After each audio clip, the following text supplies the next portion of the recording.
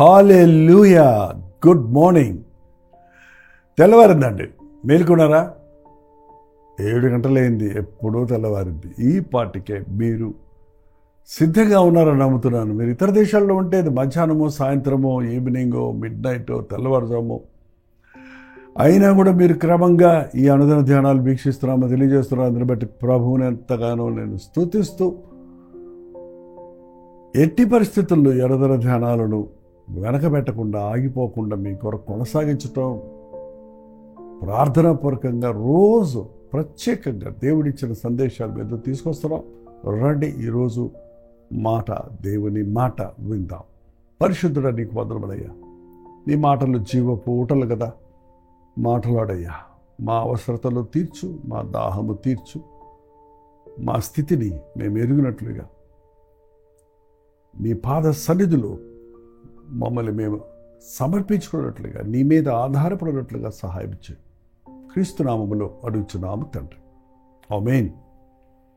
ఏంటంటే మనం ఎవరి మీద ఆధారపడాలి? ఆయన మీదనే ఆధారపడాలి. ఆధారము నీవేనయ్యా అని చక్కటి పాట పాడుతూ ఉన్నాం ఈ మధ్యకాలంలో. ఆయన మీదనే మన ఆధారం, మనకు ఆయనే ఆధారం, మనకి అన్నీ ఆయనే. మనకి ఏది కావాలన్నా ఆయన చేస్తాడు అన్నది మనం నమ్మాలండి. కానీ ఎందుకో మనకి ఎన్నోసార్లు దేవుడు ఎన్నో రీతులుగా ఎన్నో విషయాల్లో సహాయం చేసిన ఆయా సమయాలలో మనం దేవునిని పక్కన పెట్టి మనుషుల దగ్గరికి వెళ్ళటం అలవాటు అంటామా, బలహీనత అంటామా, లేకపోతే పాతాదాము స్వభావం అంటామా? ఆస అనే రాజు ఉన్నాడు బైబిల్లో. దేవుడు ఎంతో సాయం చేశాడు, అతను ఎంతో దీవించాడు. అతను ప్రార్థనపరుడు, ప్రార్థనలు విన్నాడు దేవుడు, అన్ని మేలు చేశాడు. కానీ ఒక సమయం వచ్చేటప్పటికి తన జీవితంలో బాగా సెటిల్ అయిపోయిన తర్వాత అతనికి ఒకలాంటి తను ఇతరులతో స్నేహం చేయాలనే ఆశో, మరి ఇతరులతో రాజీ పడాలనే, కాంప్రమైజ్ అవ్వడానికి ప్రయత్నిస్తున్నాడు. మనం కూడా అంతే కదా. దేవుడిని దీవించి ఒక స్థాయికి తీసుకుని వచ్చినప్పుడు ఆ చిన్న చర్చిలో కూర్చోడానికి నీకు సిగ్గు.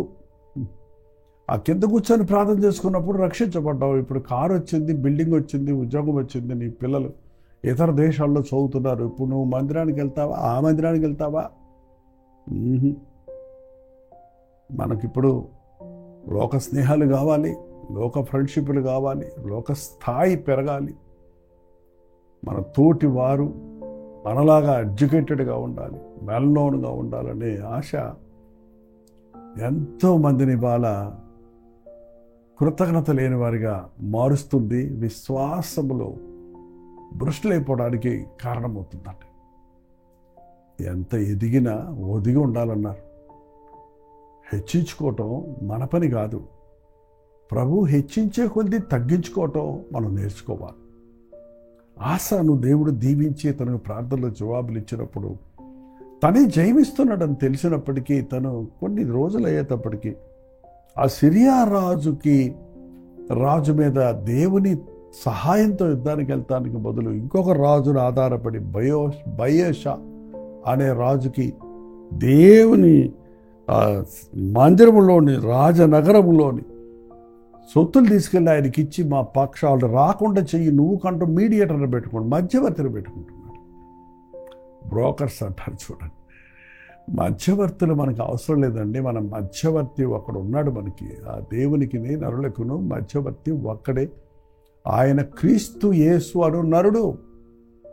ఆయన సన్నిధిలో నీ విన్నపాలు తెలియచేయి. నీ శత్రువుల బాధలు నిన్ను విడిపిస్తాడు, మనుషుల కుయుక్తుల నుంచి నిన్ను తప్పిస్తాడు. నీ మీదకు ఎంతమంది ఎదురు తిరిగిన దండు దిగిరను నేను భయపడినా అన్నాడు చూడండి దావీదు.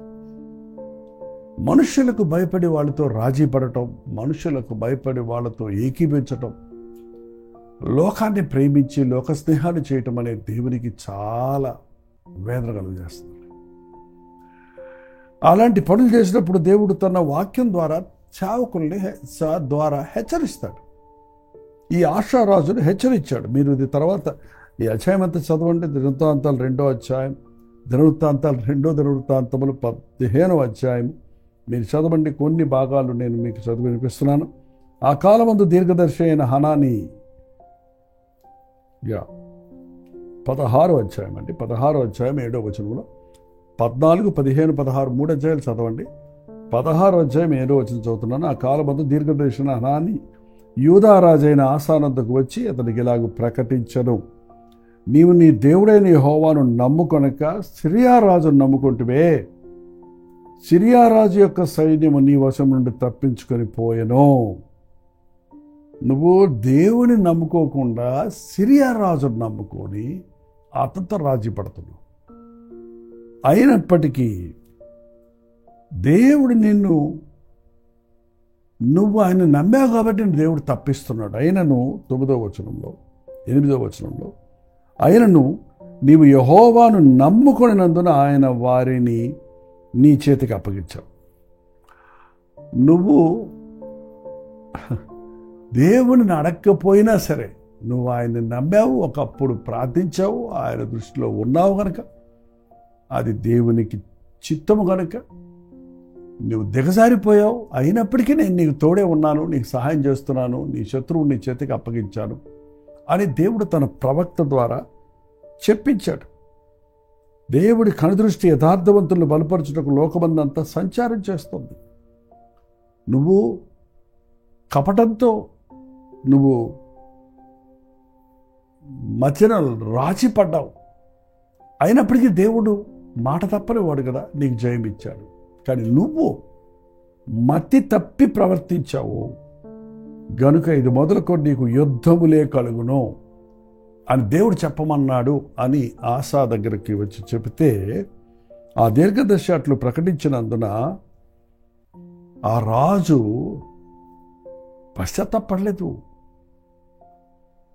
నా కోసం ప్రార్థించమని అడగలేదు, అవును నేను చేసిన తప్పని ఒప్పుకోలేదు. దేవుడు నీకు సహాయకారిగా ఉంటే నువ్వు మనుషుల సహాయం ఎందుకు కోరావు? దేవుడిని నమ్ముకున్నప్పుడు మనుషులతో నమ్ముకుంటున్నావు. అది ఇది కొంతమందికి అండి, మనుషులు కావాలి దేవుడు కావాలంటారు. అబ్బాబ్బా కావాలన్నట్టు.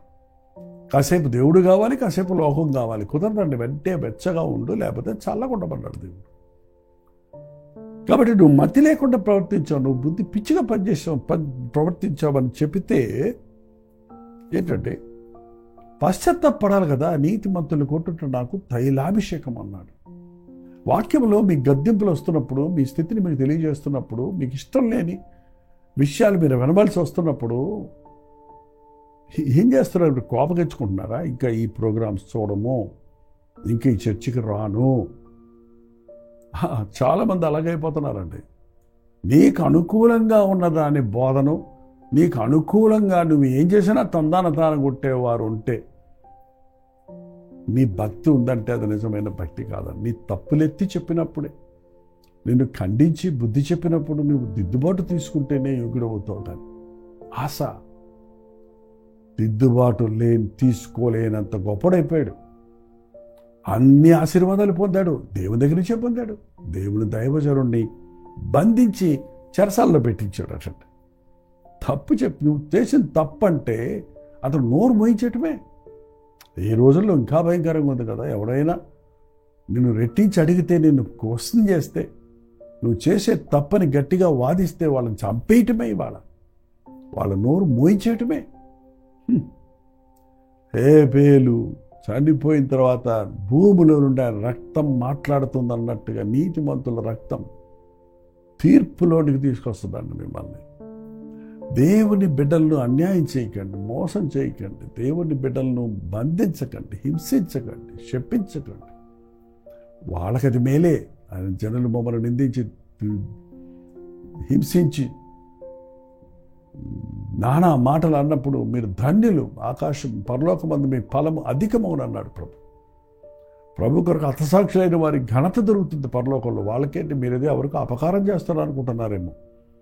దేవుని వాక్యాన్ని ఉన్నది ఉన్నట్టుగా బోధించే వారిని స్వీకరించడానికి బదులు వారిని తరమటానికో, వారిని నిరాకరించడానికో, వారిని అంతం చేయడానికో ప్రయత్నించేవారు దేవుని స్వరాన్ని ఆపలేరు.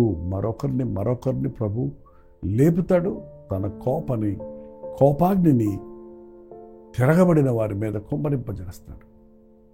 ఇంచుమించు 2 సంవత్సరాలు ఆస అతను జరసాల్లోనే ఉంచాడు. కానీ 12వ వచనం చూస్తే ఆస ఏలుబడిలో ఎందు 39 సంవత్సరములలో పాదములలో జబ్బు పుట్టి తాను బహుగా బాధపడినను దాని విషయమై పాదాల్లో జబ్బు పుట్టిందంట. అరికాళ్ళలో జబ్బు. కాలు ఎత్తి పెట్టకుండా నడవలేం కదండి. మీకు దేవుడిచ్చిన కాళ్ళను బట్టి ప్రభువును స్తుతించండి. మన కాళ్ళు ఒక్కరోజు కట్టుకొని కూర్చోండి. ఎంత కష్టమో, ఎంతమంది మీద ఆధారపడాలో, ఎలాగూ మనం ఏమి చేయలేని వారిగా నిర్వీర్యులం అయిపోతామో తెలుస్తుందండి. అతను పాదాల్లో జబ్బు పెట్టినప్పుడు, దేవా నా నడతలు సరిచేసుకుంటాను, నన్ను స్వస్థపరచు అని దేవునికి అంతకుముందు మొరపెట్టేవాడు. కష్టం వచ్చినప్పుడు దేవునికి మొరపెట్టేవాడు. ఏంటంటే మీరు 14-11 చూస్తే ఆసా దేవుడైన యెహోవాకు మొరపెట్టినప్పుడు దేవుడు అతను సాయం చేశాడు.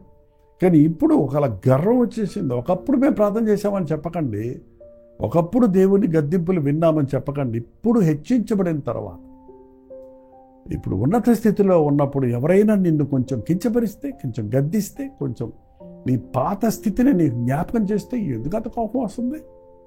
అది అహంకారం, అది గర్వం. దేవుని దగ్గరకు రాకుండా, దేవుని దగ్గర ప్రభువా నాకు సహాయం చేయి, నన్ను స్వస్థపరచమని అడగకుండా ఏం చేశాడట? పాదములలో జబ్బు పుట్టి తను బహుగా బాధపడినను దాని విషయమై అతడు యెహోవా యొద్ద విచారణ చేయక వైద్యులను పట్టుకొనను. ఎవడు పట్టుకున్నాడు? రాజులను పట్టుకుంటున్నాడు జయం కోసం, వైద్యుల్ని పట్టుకుంటున్నాడు స్వస్థత కోసం.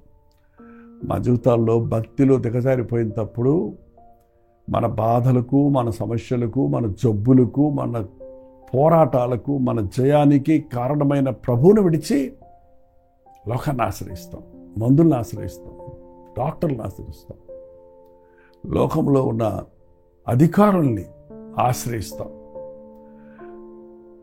మందులు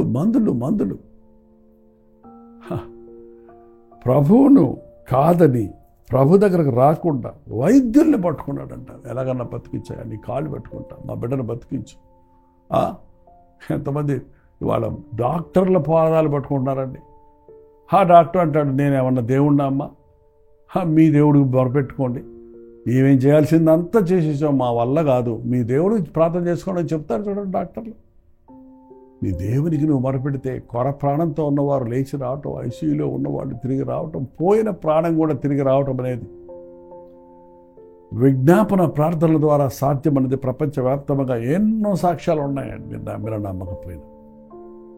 వైద్యుల్ని నమ్ముకుంటావే, మనుషుల్ని నమ్ముకుంటావే, రాజుల్ని నమ్ముకుంటావే, అధికారులను నమ్ముకుంటావే, బంధువుల్ని నమ్ముకుంటావే, నీ కొరకు ప్రాణమిచ్చిన దేవుని నమ్మవా? నీ తప్పులెత్తి చూపించిన ప్రభు దగ్గరకు వచ్చి నీ తప్పులు ఒప్పుకొని ఆయన రక్తంలో కడగబడి శుద్ధుడువై రెండంతల దీవెన పొందవా? ఈ రోజున దయచేసి మీ తప్పులు వాక్యములు మీకు ఎత్తి చూపిస్తున్నప్పుడు, మీ మనస్సాక్షి గద్దిస్తున్నప్పుడు, లేకపోతే ఎవరైనా, అది సేవకుడే అవ్వక్కర్లేదు, రోడ్డును పోయేవాడైనా సరే, నువ్వు చేసేది సరిలేదు అని నీ తప్పును ఎత్తి చూపిస్తే వాళ్ళ మీద కోప్పడటం వల్ల, తిరగబడటం వల్ల, సమర్థించుకోవటం వల్ల ప్రయోజనం లేదండి. ప్రభు సన్నిధిలోకి వెళ్ళి పశ్చాత్తాపడితే, ప్రభు దగ్గర మన పాపములు మనం ఒప్పుకొనిన ఎడల ఆయన నమ్మదగిన వాడు నీతిమంతుడు కనుక మన సకల దుర్నీతి నుండి మనల్ని ఆయన పవిత్రంగా చేస్తాడు. రోజు చెప్తాను కావాలంటే ఏంటి? రోజు మనకి ఆయన శుద్ధీకరణ కావాలి. ఎన్నిసార్లు చెప్తారండి వాక్యం అంటారు. నాకు ఇష్టమైన వాక్యం, ఎందుకంటే అది అవసరమైన వాక్యం.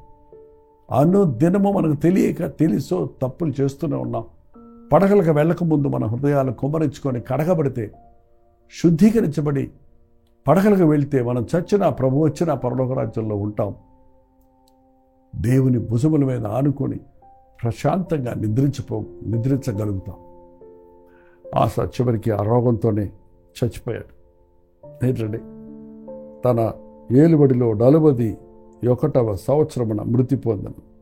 2 సంవత్సరాల రోగంతో బాధపడ్డాడు, కానీ 2 సంవత్సరాల్లో డాక్టర్లు ఇచ్చిన మందులు వేసుకున్నాడే కానీ, డాక్టర్ల మీద ఆధారపడ్డాడే కానీ, దేవా అని ఆ హిజ్కియా రాజులాగా నన్ను ఒక్కసారి జ్ఞాపకం చేసుకో, ఈ మరణకరమైన రోగం నుంచి స్వస్థపరచు అన్నట్టుగా మొరపెట్టలేదండి. చివరికి 2 సంవత్సరాలు దేవుడు అతనికి అవకాశం ఇచ్చిన పశ్చాత్తాపడలేదు, కానీ తన వైద్యుల మీదనే ఆధారపడి చనిపోయాడు. దయచేసి ఇప్పుడైనా హృదయం కఠినపరుచుకోకండి. మీ పాపములు మిమ్మల్ని వెంటాడి పట్టుకుంటున్నాయి. మీ జీవితాల్లో కరువులు, కష్టాలు, రోగాలు, వ్యాధులు కొనసాగుతున్నాయంటే, అవి మాటి మాటికి వస్తున్నాయంటే దానికి మూల కారణం దేవుని మాట వినకపోవటం, దేవుని గద్దింపుకు లొంగకపోవటం, దేవుని సన్నిధిలో అడగకపోవటం. నన్ను స్వస్థపరచు ప్రభువా, ఈ శాపం నుండి నన్ను తొలగించు అని ప్రార్థిస్తే ఏనాడో మన శాపాలకు బలైన ప్రభు మనకు విమోచన కలుగజేశాడు. అట్టి విజయాన్ని, రక్షణను ఈరోజు మనకు అనుగ్రహించడానికి ఆయన సిద్ధంగా ఉన్నాడు. ప్రార్థన. పరిశుద్ధుడ, ప్రేమగల తండ్రి, నీ గద్దింపులకు లొంగటానికి, నీ వాక్యపు ప్రేరేపణలకు లోబడటానికి, మా స్థితిని మేము ఎరిగి పశ్చాత్తాపడుటకు ఎప్పటికప్పుడు మా హృదయ శుద్ధిని కాపాడుకుంటూ విరిగి నలిగిన హృదయాన్ని కొనసాగించడానికి సహాయం చేయను ఆయన. అవునయ్యా, ఎక్కడో ఉన్న మమ్మల్ని ఇంతగా నీవు దీవించావు, ఆశీర్వదించావు, రాజులైన యాజక సమూహంలో చేర్చావు. లోకరీతిగా మా అవసరతలన్నీ తీరుస్తూ ఉన్నత స్థానానికి హెచ్చిస్తున్నాం. అందును బట్టి మేము గర్వించక భయపడుటకు సహాయం చేయము. నీ పాద సన్నిధిలో కృతజ్ఞతా స్తుతులు చెల్లించుటకు, నీ మాట వినివడుకు వారిగా ఉండటకు, నీ యందు విశ్వాసం ఉంచుటకు మా ఒక్కొక్కరికి నీ సహాయం చేయమని క్రీస్తు నామంలో అడుగుచున్నాను తండ్రి. ఆమేన్. మన తండ్రి అయిన దేవుని యొక్క ప్రేమయు, కుమారుడైన క్రీస్తు యొక్క కృపయు, ఆదరణకర్త అయిన పరిశుద్ధాత్మ యొక్క సహవాసము కూడి వచ్చిన మనందరికీ ఇప్పుడు సదాకాలం తోడయుండునుగాక. ఆమేన్. దేవుని స్తోత్రం. మీ ప్రార్థనా సత్తుల భారాలు 9540 నెంబర్కి, మీరు ఇతర దేశాల్లో ఉంటే 91001010 నెంబర్కి ఒక టెక్స్ట్ లేక వాయిస్ మెసేజ్ ద్వారా వాట్సాప్ పెట్టండి. మీ పక్షంలో మేము ప్రార్థిస్తున్నాం, మీరు కూడా ప్రార్థించండి. తప్పక ప్రభువు మనకి జవాబిస్తాడు. ప్రోచితమైతే మధ్యాహ్నం 3 గంటలకు హెచ్చరిక, అలాగే రాత్రి 9 గంటలకు కలవరి ప్రతి దూడిలో మళ్ళీ కలుసుకుందాం. అంతవరకు దేవుని మహాకృప ఈ తోడైంది గాక.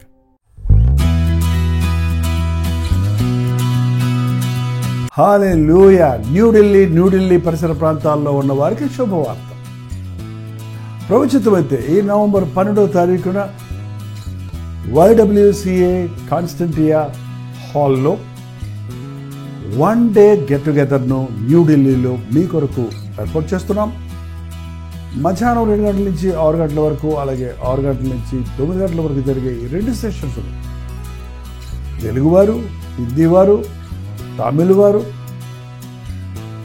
మీరు పాల్గొంటారని మనందరం కలిసి దేవుని స్తుతించడానికి, ప్రార్థించుకోవడానికి, ముఖ్యంగా టీవీ ద్వారా, సోషల్ మీడియా ద్వారా వాక్యం వింటున్న మిమ్మల్ని ముఖాముఖిగా చూడాలని, మీకోసం ప్రార్థించాలని, వ్యక్తిగతంగా మీకోసం ప్రార్థించాలని వెళ్ళి వస్తున్నాం. రండి, పాల్గొనండి, దైవాశీస్సులు పొందండి. మరిన్ని వివరాలు కావాల్సిన వారు 8939393939 నెంబర్కి కాల్ చేయండి, లేదా ఈ QR కోడ్ స్కాన్ చేసుకోండి. గుర్తుపెట్టుకోండి, నవంబర్ 12వ తారీఖు న్యూఢిల్లీలో YWCA కాన్స్టంటియా హాల్లో, అశోక్ రోడ్లో ఉన్న హాల్లో ఈ 1 డే గెట్ టుగెదర్ జరుగుతుంది. రండి, మీ స్నేహితుల్ని, బంధువుల్ని అందరినీ కూడా ఆహ్వానించండి. తప్పక వస్తారు కదా.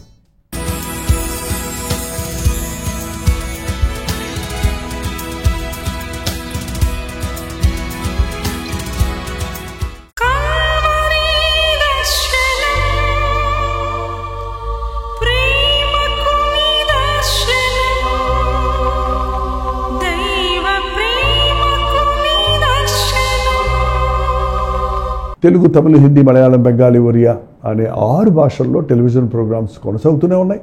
భారభరితమైన పరిచయంలో మీరు సహకరించాలని ఆశిస్తే, ప్రభు మిమ్మల్ని ప్రేరేపిస్తే మీ విరాళాలు, కానుకలు డాక్టర్ జై ఫౌండేషన్స్ అనే ట్రస్ట్ నెంబర్కి మీరు పంపించవచ్చు. అవి నేరుగా టీవీ ఛానల్స్కి వెళ్తాయి. అందులో ఏది మేము మా సొంత ఖర్చుల కొరకు ముట్టుకోవటం లేదు, వేరే పరిచయ కొరకు ముట్టుకోవటం లేదు. టెలివిజన్ పరిచయలో ఇంకా సువార్త వినని వారికి అది అందించాలని ఆశతో ఒక 20 సంవత్సరాలుగా కొనసాగుతున్న పరిచయం కొరకు ప్రార్థించండి, మీ సహకారాన్ని అందించండి. ఈ విషయం మీకు ఇంకా వివరాలు కావాలంటే 89393939 అనే నెంబర్కి మార్నింగ్ 10 నుంచి ఈవినింగ్ 10 లోపల మీరు ఫోన్ చేయండి, వివరాలు మీకు తెలియజేస్తాం.